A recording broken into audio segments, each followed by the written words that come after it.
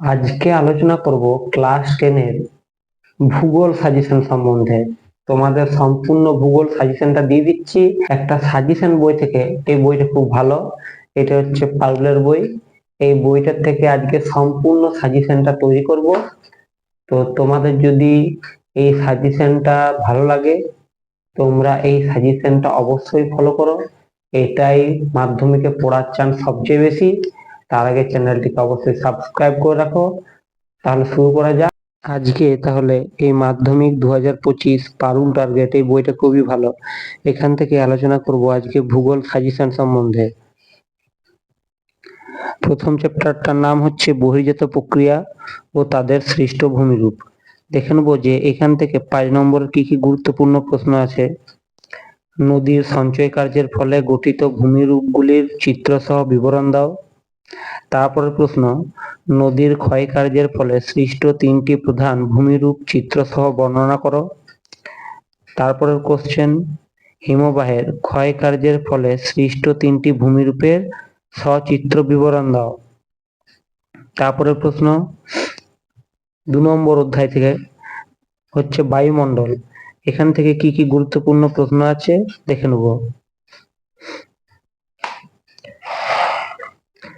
প্রথম প্রশ্ন, উষ্ণতার তারতম্য অনুসারে বায়ুমণ্ডলের স্তর বিন্যাস করো এবং যে কোনো একটি স্তরের বৈশিষ্ট্য আলোচনা করো। দ্বিতীয় প্রশ্ন, জীবজগতের উপর ওজোন স্তরের ক্ষয়ের প্রভাব কি রূপ। তারপরে প্রশ্ন, বায়ুমণ্ডলের উষ্ণতার তারতম্যের কারণগুলি আলোচনা করো। তারপরে প্রশ্ন, বিশ্ব উষ্ণায়নের কারণগুলি আলোচনা করো।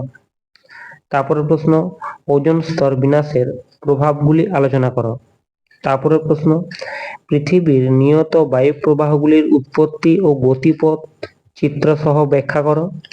তারপরে প্রশ্ন, শৈলক্ষে বৃষ্টিপাত কিভাবে সংঘটিত হয়, উপযুক্ত উদাহরণ এবং চিত্র সহ বর্ণনা করো। তারপরে প্রশ্ন, ক্রান্তীয় মৌসুমী জলবায়ু অঞ্চলের প্রধান বৈশিষ্ট্যগুলি আলোচনা করো।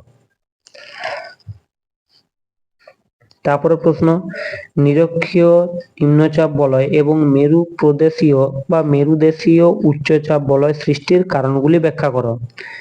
তারপরে প্রশ্ন, বায়ুমণ্ডলের ট্রপোস্ফিয়ার ও স্ট্র্যাটোস্ফিয়ার স্তরগুলির আলোচনা করো।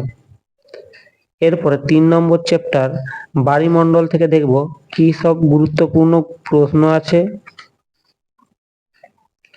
এটা খুবই ছোট চ্যাপ্টার, তার জন্য এখান থেকে 3টি প্রশ্ন খুব গুরুত্বপূর্ণ। আমি যেগুলি রাইট দিচ্ছি সেগুলো সবচেয়ে গুরুত্বপূর্ণ। প্রথম প্রশ্ন, সমুদ্র স্রোত সৃষ্টির কারণগুলি আলোচনা করো। দ্বিতীয় প্রশ্ন, পৃথিবীর জলবায়ুর উপর সমুদ্র স্রোতের প্রভাবগুলি আলোচনা করো।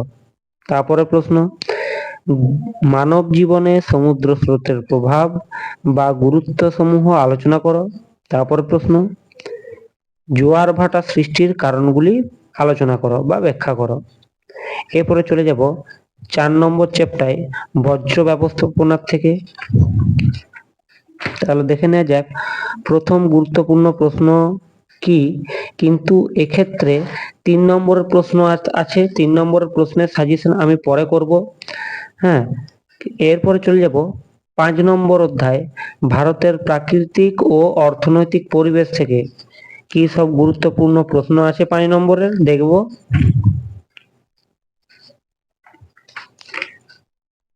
তাহলে প্রথম প্রশ্ন, ভারতের পশ্চিম হিমালয়ের ভূপ্রাকৃতিক বৈশিষ্ট্য সমূহ সংক্ষেপে লেখো। দ্বিতীয় প্রশ্ন, উত্তর ও দক্ষিণ ভারতের নদীগুলির মধ্যে প্রাকৃতিক বৈশিষ্ট্যের পার্থক্য আলোচনা করো। তারপরে প্রশ্ন, ভারতের জলবায়ু নিয়ন্ত্রণের প্রধান কারণগুলি ব্যাখ্যা করো। তারপরে প্রশ্ন, ভারতের পলিমৃত্তিকা ও কৃষ্ণ মৃত্তিকার বৈশিষ্ট্যগুলি সংক্ষেপে আলোচনা করো। তারপরে প্রশ্ন, গম উৎপাদনের অনুকূল ভৌগোলিক পরিবেশগুলি লেখো। তারপরে প্রশ্ন, কার্পাস চাষের অনুকূল পরিবেশগুলির বর্ণনা দাও। তারপরে প্রশ্ন, ভারতের চা চাষের অনুকূল প্রাকৃতিক পরিবেশ বর্ণনা করো। তারপরে প্রশ্ন, পশ্চিম ভারতে পেট্রো রসায়ন শিল্পের অধিক উন্নতির কারণ ব্যাখ্যা করো। পরের প্রশ্ন, উপকূলীয় সমভূমির গুরুত্ব বিশ্লেষণ করো।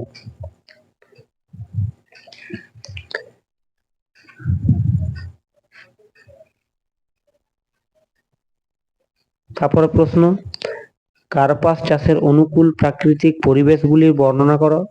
তারপরে ভারতের চা চাষের অনুকূল প্রাকৃতিক পরিবেশ বর্ণনা করো। তারপরে প্রশ্ন, পশ্চিম ভারতে পেট্রোরসায়ন শিল্পের অধিক উন্নতির কারণ ব্যাখ্যা করো। তারপর প্রশ্ন, উপকূলীয় সমভূমির গুরুত্ব বিশ্লেষণ করো। তারপরে প্রশ্ন, ভারতের বিভিন্ন অঞ্চলে জনবন্টনের তারতম্যের কারণগুলি ব্যাখ্যা করো। তারপর প্রশ্ন, ভারতে শহর বা নগর গড়ে ওঠার প্রধান কারণগুলি আলোচনা করো। পরের প্রশ্ন, ওই চ্যাপ্টার থেকেই, ভারতের কৃষিকাজের প্রধান 5টি বৈশিষ্ট্য লেখো। ভারতের নগরায়নের প্রধান সমস্যাগুলি আলোচনা করো। এরপরে পরের চ্যাপ্টার হচ্ছে উপগ্রহ চিত্র ও ভূবৈচিত্র্য সূচক মানচিত্র। এখান থেকেও বড় প্রশ্ন কোনো নাই, ঠিক আছে। 3 নম্বরের প্রশ্নের সাজেশন আমি পরের ভিডিওতে দেবো।